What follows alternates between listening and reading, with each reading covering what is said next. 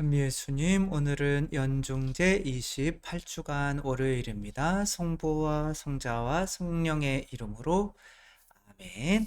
어, 먼저 하기 전에 공지사항 말씀을 드리면 이번 주에 제가 축의 사제연수에 다녀오거든요. 그래서 화, 수, 목, 금은 복음 묵상이 없겠습니다. 짝짝짝. 네. 감사드리고요. 오늘 복음 말씀을 한번 보도록 하겠습니다. 그때의 군중이 점점 모여들자 예수님께서 말씀하기 시작하셨다. 이 세대는 악한 세대다. 이 세대가 표징을 요구하지만 기적이라고 그냥 생각하시면 좋을 것 같아요. 요나 예언자의 표징밖에는 어떠한 표징도 받지 못할 것이다. 그러니까 요나라고 하는 예언자가 니네베 사람들을 회개시키라고 파견을 받았는데 겁나가지고 도망가다 물고기 뱃속에서 사흘 동안 있다가 이제 나왔던 것처럼 예수님도 사흘 동안 땅속에 묻혀 있다가 이제 부활하실 그 표징을 말하는 거죠. 본인이 스스로 죽었다가 부활하는 그 표징만큼 큰 게 없지만 결국에 그 사람들은 그 표징을 보고도 믿지 아니할 것이죠. 요나가 니네베 사람들에게 표징이 된 것처럼 사람의 아들도 이 세대 사람들에게 그러할 것이다. 이제 니네베 사람들은 요나의 표징과 설교를 듣고 회개를 했는데 지금 이 세대 사람들은 그렇지 않을 거라는 거죠. 한번 죽었다가 부활해봐. 그럼 누가 안 믿겠어? 라고 하지만 실제로는 이제 거짓말인 거죠. 다 그래요. 내가 표징을 보면 진짜 믿을 거야 라고 하지만 조금 있다가 이제 저의 사례를 말씀을 드리면 표징보다 더 큰 무언가가 있지 않으면 믿지 못하는구나 라는 것이 이제 또 우리가 함께 이해할 수 있을 것 같아요. 심판 때 남방 여왕이 에티오피아 여왕으로 알려져 있죠. 남방 여왕이 이 세대 사람들과 함께 되살아나 이 세대 사람들을 단죄할 것이다. 그 여왕이 솔로몬의 지혜를 들으려고 땅끝에서 왔기 때문이다. 그게 아프리카는 땅끝으로 여겨졌죠. 먼 곳에서 솔로몬이 지혜롭다고 하는 말을 듣고 온 거죠. 그러니까 여기서 표징과 뭐가 지금 대비가 되는 거냐면 지혜가 대비되고 있는 거죠. 지혜를 찾지 않고 표징을 요구하는 사람들이 악한 사람들인 거죠. 지혜를 통해서 어떤 책을 읽거나 그런 걸 통해서 믿음으로 나아가려고 하지는 않으면서 계속 표징만 요구한다는 거는 실제적으로는 믿고 싶지 않다는 거죠. 믿고 싶으면 책을 읽으면 되는 거잖아요. 근데 계속 사과가 나무에서 자기 입으로 떨어지기만을 이렇게 기다리면서 어떤 노력도 하지 않는 것은 그 자체로 믿고 싶지 않다는 것을 이제 나타내고 있기 때문에 그러니까 악한 세대라고 하는 거죠. 보라, 솔로몬보다 더 큰 이가 여기에 있다. 심판 때 니네베 사람들이 이 세대와 함께 다시 살아나 이 세대를 단죄할 것이다. 그들이 요나의 설교를 듣고 회개하였기 때문이다.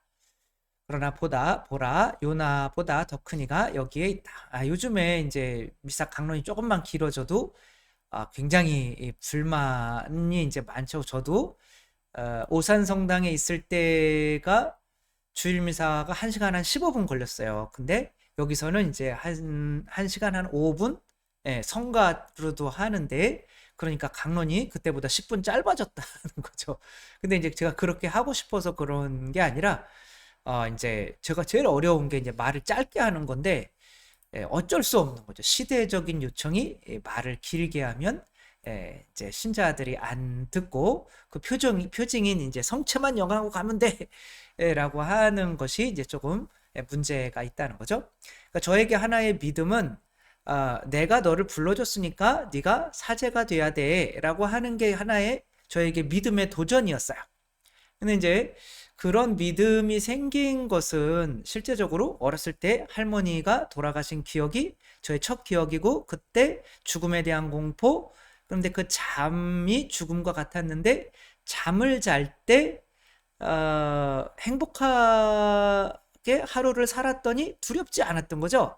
그러니까 이 죽음에 대한 공포를 죽지 않게 만드는 거는 바로 행복이구나. 그래서 그때부터 행복을 추구해 왔는데 하사시를 읽으니까 내가 결혼하는 것보다 예수님을 쫓아다녔던 제자들처럼 복음을 전하면서 사람의 영혼을 구원하는 것이 더 행복하겠구나 라는 지혜가 들어온 거죠. 그런데 그런 지혜가 들어왔지만 마음 한구석에서는 굉장히 깊이 뿌리박고 있는 생각이 결혼하면 더 행복할 거야 라는 거죠. 이제 그때 그러면 표징을 좀 보여주십시오. 내가 신학교 가려면 뭐 예수님이라도 좀 나타나 보든지. 그래가지고 이제 술 먹고 새벽에 성당에 올라갔잖아요. 근데 성당 성모님이 저렇게 푸른 빛을 띠면서 이제 그런 거죠. 저는 너무 놀라서 무릎 꿇고 그냥 10분인가 20분인가 그냥 있었던 거, 무릎 아파 죽겠는데 아스팔트 위에. 그러니까 아무리 술을 먹었어도 조금 그런 상황은 벌어지기 어렵죠. 그런데도 그런 표징이 있을 보고 이제 내려올 때 뭐라고 생각했느냐면 내가 술을 많이 먹어서 그런 거지 헛것을 본 거야 이렇게 이야기를 했어요. 그러니까 그거는 뭐냐면은 내 마음이 신학교 들어가고 싶지 않은 거예요. 그러니까 신학교 들어가고 싶지 않은 마음으로 표징이 보이면 그것은 믿어지지가 않아요. 왜? 그거를 믿어버리면은 내가 결혼하고 싶은 마음을 버려야 되는데 그러기를 싫은 거죠. 그러니까 이러한 상황에서 내가 어떤 지혜가 조금이라도 들어왔는데 그거를 따르기가 싫어요. 싫을 때 하는 게 표징을 좀 보여주십시오. 이건 뭐냐면 내가 당신 뜻을 따르지 않는 것은 내가 원해서 그런 것이 아니라 당신이 나한테 보여준 표징이 적어서 그래요. 라고 자기 합리화를 하는 거죠. 그러니까 내가 하느님 뜻을 따르지 못하는 것을 하느님 탓을 하고 있는 게 표징을 보여달라는 거죠. 그래서 예수님께서 설교를 통해서 마음을 바꾸어 놓으려고 하는데 이 사람들은 그렇단 거 필요 없고 하늘에서 내려오는 표징을 빨리 보여달란 말이야 뭐 이렇게 하는 거죠. 이제 그런 것들이 많아지면서 이제 말씀의 힘이 약화되면서 이제 이 세대는 점점 이때의 유다인들처럼 하느님을 믿는 척하지만 실제로는 믿지 않는, 이것을 뭐라고 그래요? 그렇지만 그런 것 같아 보이지만 실제로 그렇지 않은 거, 사이비가 되는 거죠.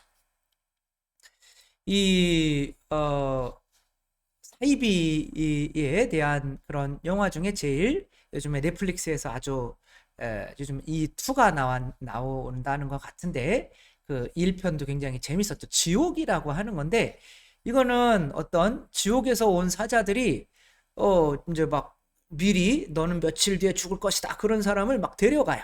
근데 이걸 통해서 이게 하나의 표징이잖아요. 지옥이 있다는 표징.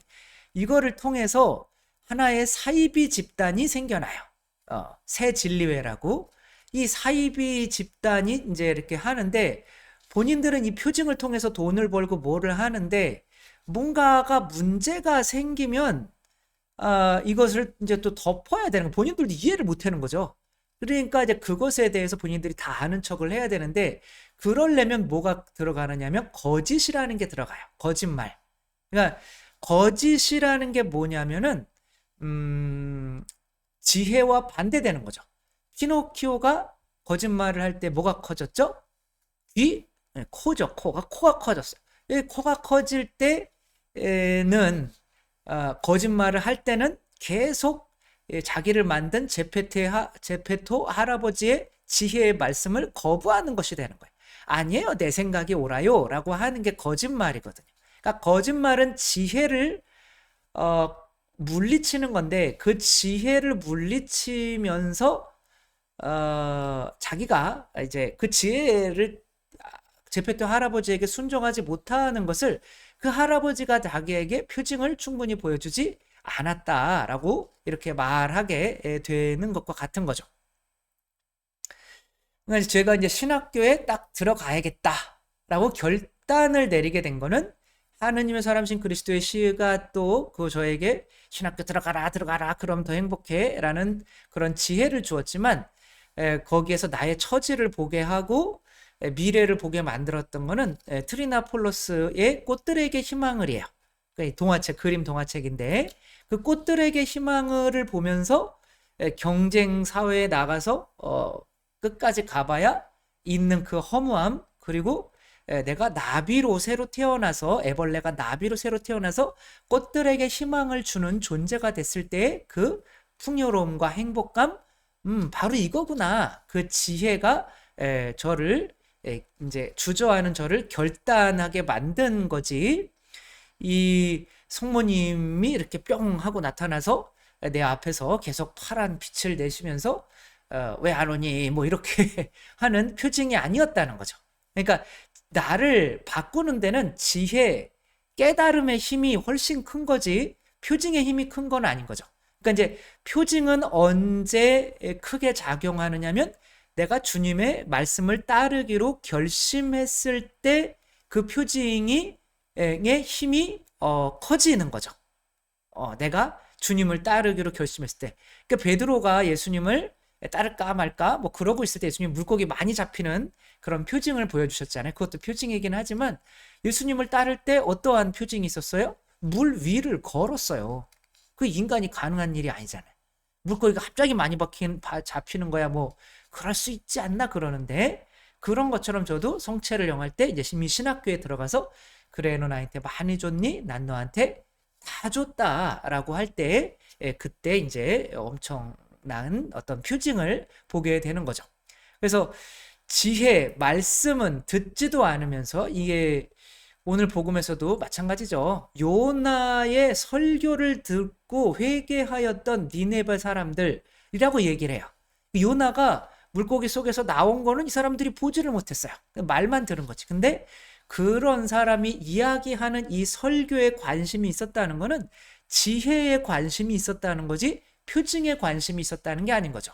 그러니까 지혜에 관심이 있어서 이렇게 열심히 들었던, 그리고 자기들이 회개했던 이 사람들이 나중에는 너희들은 지금 책도 많고 유튜브도 많고 강론도 많고 강의도 많고 뭐 틀기만 하면 지혜의 예수님의 말씀이 나오는데 그거는 안 들으려고 하면서 이제 그렇게 하냐 뭐 그런 거죠. 그렇게 이 사람들이 이제 심판이 된다는 거죠.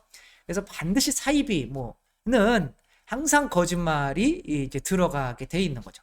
그 신천지 같은 경우, 또 신천지는 이제 그 거짓말로 선교를 하라고 그래요. 그러니까 선교를 하는데 거짓말을 쓰라고. 거짓말이 정당화된 데는 지혜를 찾지 않는다는 거예요.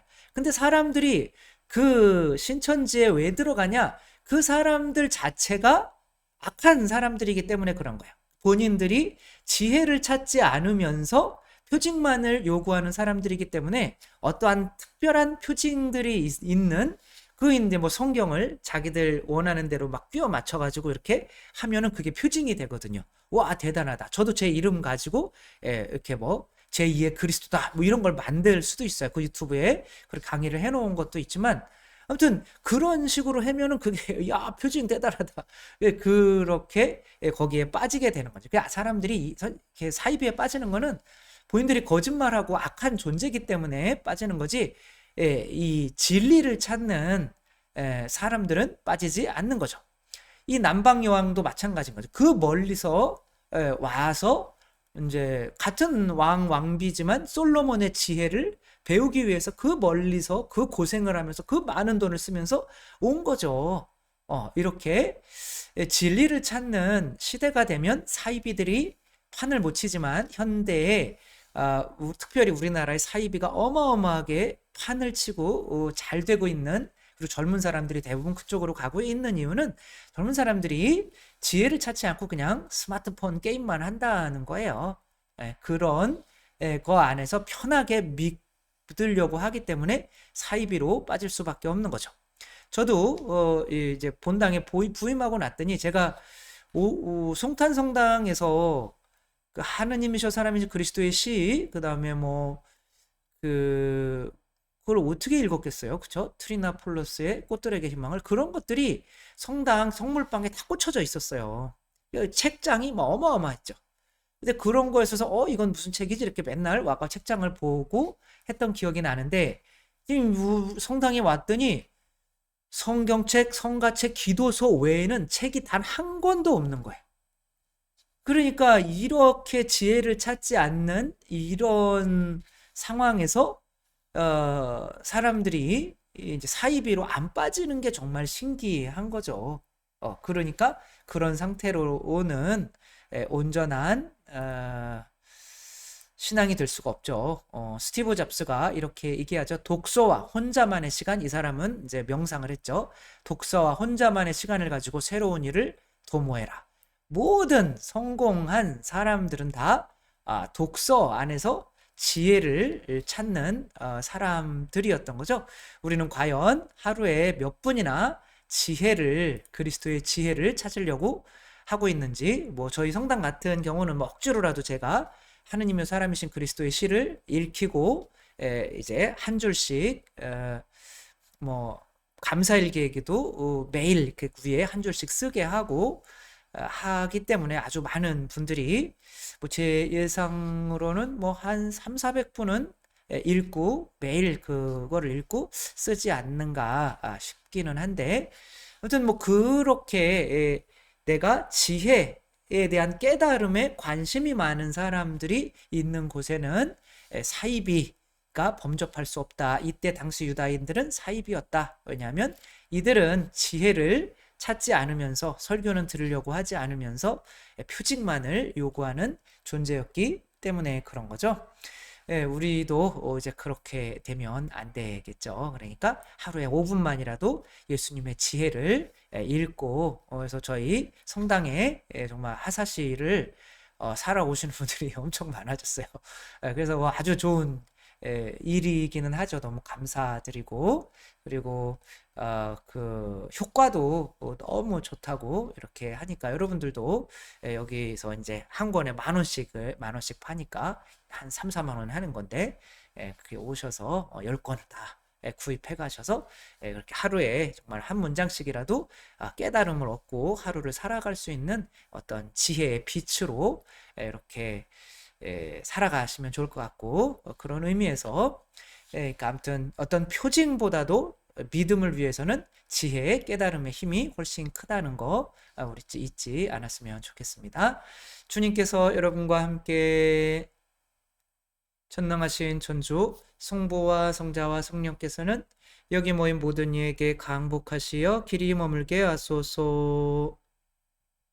주님을 찬미합시다. 하느님 감사합니다. 성부와 성자와 성령의 이름으로 아멘. 네, 연수 잘 들어갔다 오겠습니다. 감사합니다. 사랑합니다.